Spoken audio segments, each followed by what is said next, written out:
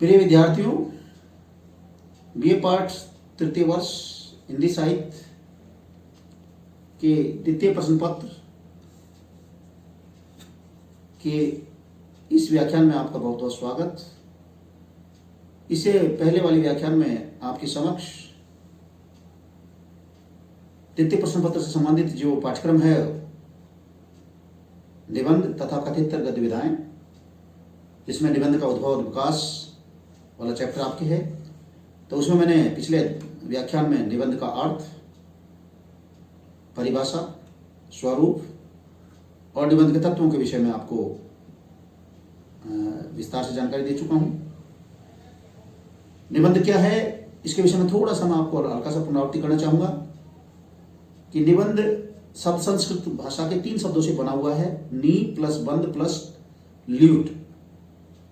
निबंधते तेना स्मित है वा, अर्थात निबंध वह है जिसमें विचारों का निबंधन हो, यानी किसी विषय पर विचारों का सूत्रबद्ध करना ही निबंध है। विषय और विचारों को किसी विषय के या किसी विषय पर विचारों को सूत्रबद्ध करना ही निबंध कहलाता है। ये मैंने आपको बहुत शॉर्ट में समझाया। इसके पश्चात निबंध की परिभाषाएं, विभिन्न विद्वानों द्वारा दी गई निबंध की जो परिभाषाएं थे उनके विषय में आपके सामने व्याख्यान दिया। निबंध के कौन कौन से प्रमुख तत्व हैं, निबंध की क्या क्या प्रमुख विशेषताएं हैं या क्या अपेक्षाएं हैं निबंध से हमें, उनके विषय में भी आपको पिछले व्याख्यान में काफी समझाया। आज आपके समक्ष आपके पाठ्यक्रम से संबंधित हिंदी निबंधों का वर्गीकरण, यानी हिंदी निबंध विधा जो चल रही हिंदी में, उसमें निबंध कितने प्रकार के होते हैं, निबंधों को हम किस किस प्रकार के किन किन रूपों में देख सकते हैं। तो इस क्रम में आपसे मैं कहना चाहूंगा कि निबंधों के मुख्यतः 2 भेद किए जा सकते हैं, एक विषय प्रधान और दूसरा व्यक्ति प्रधान। इन दोनों प्रकारों के बाद भी फिर निबंधों को हम मुख्यतः बहुत सारी विभिन्नताओं के कारण, बहुत सारी विशेषताओं के कारण, बहुत सारे अनुभवों के कारण, अनुभूतियों के कारण, संवेदनाओं के कारण, परंपराओं के कारण, विशेषताओं के कारण निबंधों को हम 6 रूपों में 6 भागों में विभक्त कर सकते हैं। पहला है भावात्मक निबंध, दूसरा है विचारात्मक निबंध, तीसरा है ललित निबंध, चौथा है कथात्मक निबंध और 5वां है विवरणात्मक निबंध और 6ठा है वर्णनात्मक निबंध। इस प्रकार से निबंधों को मैं 6 रूपों में वर्गीकृत कर सकता हूं या 6 रूपों में वर्गीकृत किया जा सकता है। सर्वप्रथम आपके समक्ष में भावात्मक निबंध के विषय में बात करना चाहूंगा कि भावात्मक निबंध क्या है। भावात्मक निबंधों का संबंध मनुष्य के हृदय से होता है। जब मनुष्य स्वतंत्र चिंतन और तर्क छोड़कर किसी वस्तु को केवल हृदय की आंखों से देखता है और फिर उससे अपना रागात्मक संबंध स्थापित कर लेता है, तब वही निबंध हमें भावात्मक निबंध की श्रेणी में नजर आता है या उसे हम भावात्मक निबंध कहते हैं। भावात्मक निबंध के अंतर्गत निबंधकार सीधे पाठक के हृदय से जुड़ता है। सीधे निबंधकार पाठक के सीधे हृदय को छूता है, स्पर्श करता है।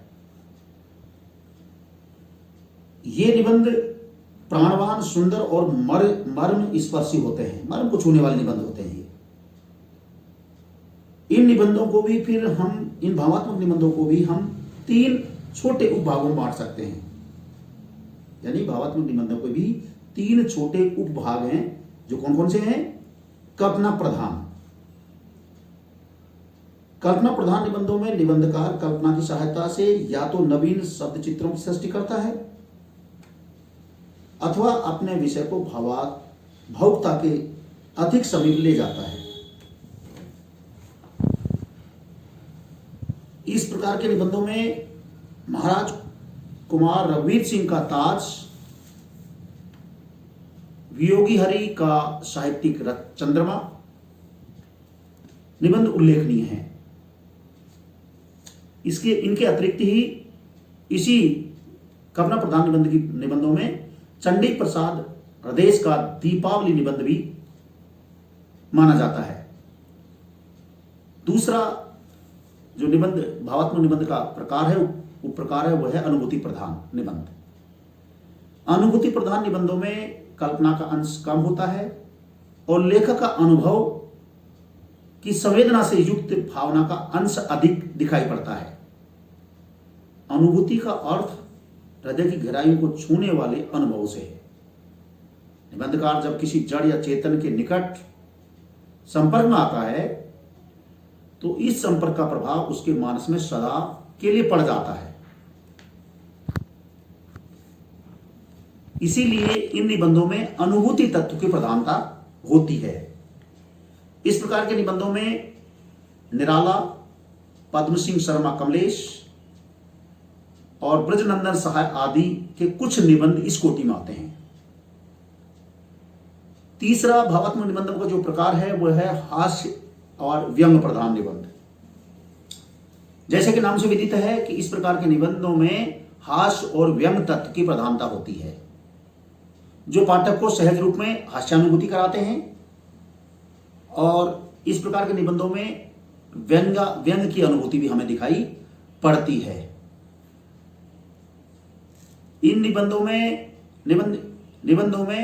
इस प्रकार के निबंधों की श्रेणी में गुलेरी जी का कछुआ धर्म और मारेसी मोही कुठाऊं, प्रताप नारायण मिश्र का वृद्ध, बाल मुकुंद गुप्त का शिव शंभू का चिट्ठा, पंडित हरिशंकर शर्मा का पिंजरा पोल व चिड़ियाघर प्रमुख रूप से उल्लेखनीय है। दूसरा निबंधों का जो प्रकार है वह है विचारात्मक निबंध। जैसा कि इसके नाम से विदित है कि विचार अर्थात ये निबंध वो निबंध होते हैं जिनमें विचार तत्व की प्रधानता होती है, वो विचारात्मक निबंध कहते हैं। विचारात्मक निबंधों में भाव की गंभीरता और कसावट दोनों का विशेष स्थान है। विचार प्रधान होने के कारण ऐसे निबंधों में चिंतन और विवेचन का प्राधान्य होता है।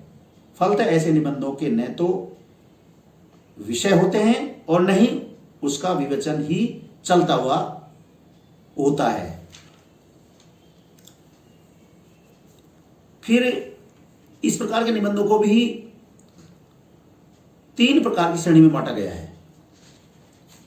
यानी विचार प्रधान जो निबंध है ये भी 3 प्रकार के उपभागों में बांटे जा सकते हैं, जिनमें आलोचनात्मक निबंध आलोचनात्मक निबंध नाम से साफ साफ स्पष्ट है कि जिन निबंधों में आलोचना तत्व की प्रधानता होती है वो आलोचनात्मक निबंध की श्रेणी में माने जाते हैं या आलोचनात्मक निबंध कहलाते हैं। ये निबंध पूर्णतः साहित्यिक होते हैं। गद्य के विकास की दृष्टि से आलोचना और निबंध साहित्य की 2 स्वतंत्र विधाएं हैं वैसे तो, परंतु आलोचना संबंधी अधिकांश लेख विधान की दृष्टि से निबंधों की कोटि में ही रखे जा सकते हैं। शुक्ल जी के छोटे आलोचनात्मक निबंधों का हिंदी साहित्य में बहुत ऊंचा स्थान है। उनके ऐसे निबंधों में मानस की धर्मभूमि, काव्य में प्राकृतिक दृश्य, चिंतामणि के कुछ अन्य निबंध उल्लेखनीय हैं। शुक्ल जी के अतिरिक्त द्विवेदी जी, पद्मलाल, पन्नालाल बख्शी, नंद दुलारे, विश्वनाथ प्रसाद मिश्र, अजय प्रसाद द्विवेदी, नागेंद्र इत्यादि आलोचनात्मक निबंधकार माने जाते हैं। विवेचनात्मक निबंधों में ही दूसरा जो प्रकार है वह विवेचनात्मक निबंध। अर्थात विवेचनात्मक निबंधों में लेखक किसी एक गंभीर विषय के लिए विवेचन करता है। और इस प्रकार के निबंधों में यदि मैं कहूं तो आचार्य विनोबा का त्याग और दान, हरिभाऊ उपाध्याय का सुख का स्वप्न, हजारी प्रसाद द्विवेदी का हमारी शिक्षण प्रणाली, भारतवर्ष की सांस्कृतिक समस्या अच्छे विवेचनात्मक निबंधों की श्रेणी में माने जाते हैं। इनके अतिरिक्त महादेव वर्मा, जैनेन्द्र और प्रभाकर माचवे ने भी कुछ उत्कृष्ट विवेचनात्मक निबंध लिखे हैं। इन्हीं का तीसरा प्रकार है, विचारात्मक निबंधों का ही तीसरा प्रकार है गवेषणात्मक निबंध। गवेषणा का सीधा सा अर्थ है अर्थात खोज। गवेषणात्मक निबंधों का आधार अधिकतर या तो प्राचीन ग्रंथ एवं इतिहास होते हैं अथवा दर्शन और धर्म संबंधी मत होते हैं। गवेषणा का अर्थ है विचारपूर्ण खोज। फलतः गवेषणात्मक निबंधों में अध्ययन और अन्वेषण दोनों का होना आवश्यक है। गवेषणात्मक निबंधों में प्रमुख रूप से वासुदेव शरण अग्रवाल, इंद्र विद्या वाचस्पति, भगवत शरण उपाध्याय और जय शंकर प्रसाद ने का नाम लिया जा सकता है। पीताम्बर दत्त बड़तवाल ने भी कुछ निबंध इसी श्रेणी के लिखे हैं। निबंधों का अगला जो प्रकार है, तीसरा प्रकार, मुख्य प्रकारों की बात कर रहा हूं मैं, तीसरा प्रकार के मुख्य निबंध है ललित निबंध।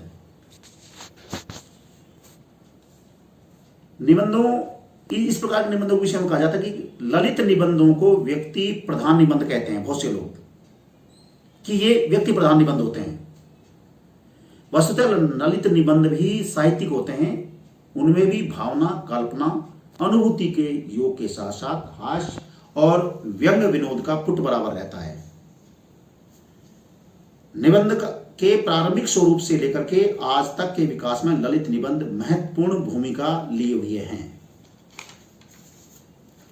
ललित निबंधकारों के रूप में भारतेंदु, स्वयं भारतेंदु, प्रताप नारायण मिश्र, बालमुकुंद गुप्त, आचार्य पदम सिंह शर्मा, हरिशंकर शर्मा, बाबू गुलाब राय ने का नाम लिया जा सकता है, या इन लोगों ने सबसे पहले इस प्रकार के निबंधों की परंपरा विकसित की। और आधुनिक युग में इस प्रकार के ललित निबंधों के रूप में या प्रमुख निबंधकारों के रूप में आचार्य हजारी प्रसाद द्विवेदी, विद्यानिवास मिश्र, अमृत राय, श्रीलाल शुक्ल, कुबेरनाथ राय, सियाराम शरणगुप्त का नाम विशेष रूप से उल्लेखनीय है। नेक्स्ट जो निबंधों का प्रकार है, चौथा प्रकार निबंधों का कथात्मक निबंध। जैसा कि इसके नाम से विदित है कि कथात्मक निबंध अर्थात किसी कथा को लेकर के निबंध का जो लेखन होता है वो कथात्मक निबंध की श्रेणी में आता है। वास्तव में कथात्मक निबंध वे होते हैं जिनमें कोई न कोई कथा तत्व अवश्य रहता है। ध्यातव्य तत्व यह है कि कथा तत्व कहानी के रूप में नहीं होता। हाँ, कथा तत्व को किसी विशेष प्रयोजन से रखा जाता है। संस्मरण, रेखाचित्र, ऐतिहासिक वृत्त आदि इसी कथात्मक निबंध के रूप में आ सकते हैं। इनके पश्चात पांचवा जो निबंध का प्रकार है, जो निबंधों का जो वर्गीकरण मैं आपको बतला रहा हूं, उसमें जो 5 प्रकार के निबंध हैं वे हैं विवरणात्मक निबंध। विवरणात्मक निबंध वो होते हैं जिसमें इसके विवरणात्मक शब्द से साफ साफ जाहिर है कि जिसमें किसी भी प्रकार का वर्णन होता है, विवरण किया जाता है, विवरण दिया जाता है किसी घटना का, किसी भी चीज के ऊपर विवरण प्रस्तुत किया जाता है। अर्थात विवरणात्मक निबंधों में निबंधकार किसी दृश्य, किसी स्थिति अथवा किसी आयोजन, उत्सव आदि का वर्णन प्रस्तुत करता है। वर्णनात्मक निबंध में भी कोई चित्र प्रस्तुत किया जाता है और उसका पूरा ब्यौरा दिया जाता है। विवरणात्मक निबंधों में विवरण अधिक होता है। विवरण और वर्णन में जो अंतर है वही विवरणात्मक और वर्णनात्मक निबंधों में भी है। इस प्रकार के निबंधों में विवरणात्मकता में क्रमिक रूप से विवरण प्रस्तुत किया जाता है। जो विवरण देते हैं साहित्यकार वो क्रमिक रूप से वर्णन करते हैं, स्टेप बाय स्टेप विवरण देते हैं। और जहां विवरण होता है वहां कल्पना तत्व न्यून होता है। यानी इन निबंधों में कल्पना तत्व की कहीं कोई संभावना नजर नहीं आती है। अगला जो निबंधों का प्रकार है या निबंधों के वर्गीकरण के अंतर्गत जो आपको बताना चाह रहा हूं वो है छठा प्रकार है वर्णनात्मक निबंध। नाम से साफ साफ जाहिर है, अर्थात जिन निबंधों में किसी भी स्थिति, दृश्य या किसी आयोजन के ऊपर जब वर्णन किया जाता है, उसका वो स्टेप बाय स्टेप वर्णन किया जाता है, वो वर्णनात्मक निबंध माना जाता है। हालांकि विवरणात्मक निबंध और वर्णनात्मक निबंध में बहुत बारीकी का भेद है। वर्णनात्मक निबंध में किसी वस्तु, व्यक्ति, घटना आदि का वर्णन मात्र रहता है। वर्णनात्मक निबंधों में जिन तथ्यों की और विशेष ध्यान रखना पड़ता है, उनमें वर्णन का व्यवस्थित रूप, क्रमिकता, विशदता, सूक्ष्म निरीक्षण क्षमता, दृष्टि वैचित्र और वर्ण विषय का ज्ञान अपेक्षित रहता है। इस प्रकार से 6 प्रकार के निबंधों के विषय में आपके सामने मैंने व्याख्यान दिया। आपको इस व्याख्यान के माध्यम से निबंधों के विषय में, निबंध आप खूब लिखते आए, प्रारंभ से काफी निबंध लिखते आए हैं, लेकिन आपको यह जानना आवश्यक था कि हम जो निबंध लिखते हैं किस प्रकार के निबंध लिख रहे हैं। स्वयं आप जब इन निबंधों के 6 वर्गीकरणों को समझ लेंगे तो आप स्वयं जो निबंध लिखते हैं उसको भी आप अच्छी तरह से पहचान लेंगे कि मेरे द्वारा लिखा गया निबंध किस प्रकार की श्रेणी में है। तो आपके पाठ्यक्रम के अनुसार ही जो निबंधों का वर्गीकरण था वो मैंने बतलाया।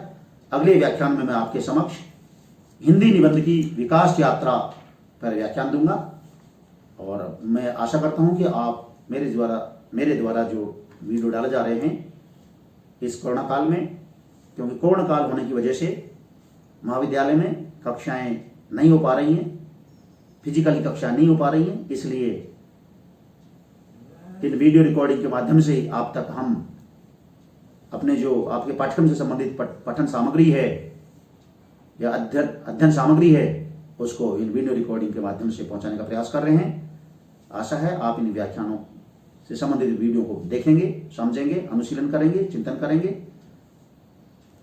आप सभी को बहुत बहुत शुभकामनाएं। धन्यवाद।